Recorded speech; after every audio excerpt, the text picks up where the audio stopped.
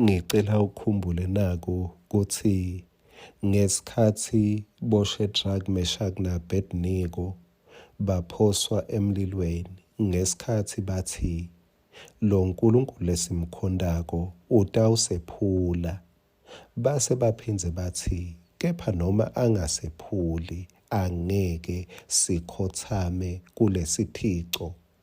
Bebasho ukuthi ngekwethembela kwabo kuNkulunkulu abamcontrol uNkulunkulu ukuthi ende lokhu labakufunako kungangeni emlilweni.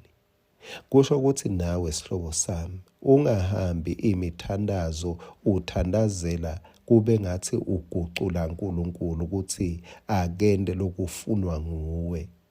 Kepha thandaza ukuthi Nkosi eti kwako konke lengikufunako akwendeke inzandvo yakho. Nasi ngwaselisuku sakavuka udle. Ngicela sibuyele encwadzini yamaKorinte 2 sahluko 3 livesi laka 13.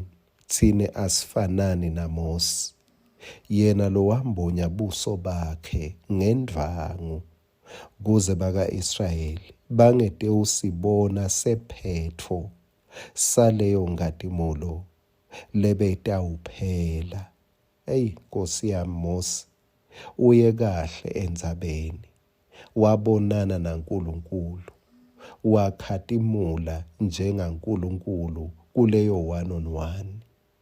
Kepha yena abengasiye uNkulunkulu, bekete indlela yekubamba loku bekakutholile bekuphela.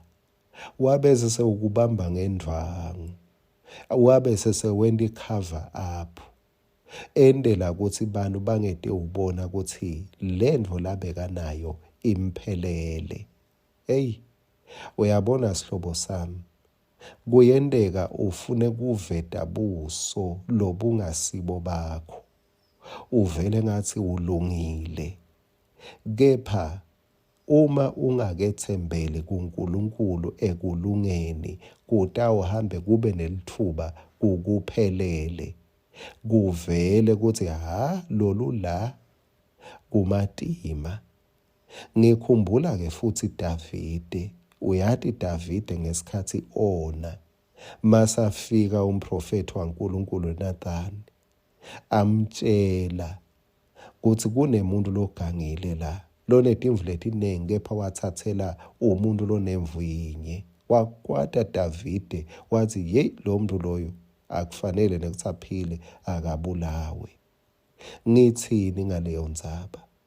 Uyathi indvo lekuphelelako wena uye ube nemsindo kakhulu ngayo, ujaje kakhulu labanye ngendvo leseyiphelele wena, ngendvo lehlupha wena.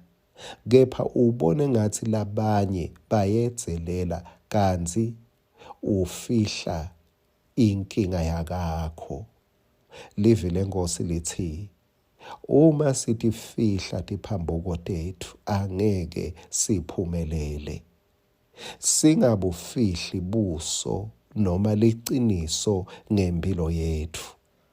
Tintfo letikuphelelako lebekuyawusita Davide ngalesikhathi aze angavelelwa kwehlulelwa, bekumele avele athi makathi uyachamuka umprofeti athi ngonile phambi kwaNkulunkulu, lolu swati belungeke lwehlele kuye.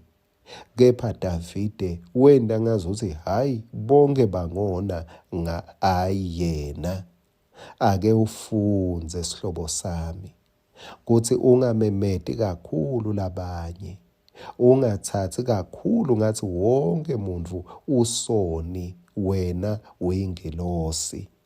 Lo fihla siphambuko sakhe angeke aphumelele, kodwa lo sivumako uNkulunkulu ulungile, wethembekile kuthi akucolele futhi ageze siphambuko sakho. Hamba uhlobile, hamba ulula, ngoba uNkulunkulu uyawususa umthwalo wekona akunike nekuphila. Amen.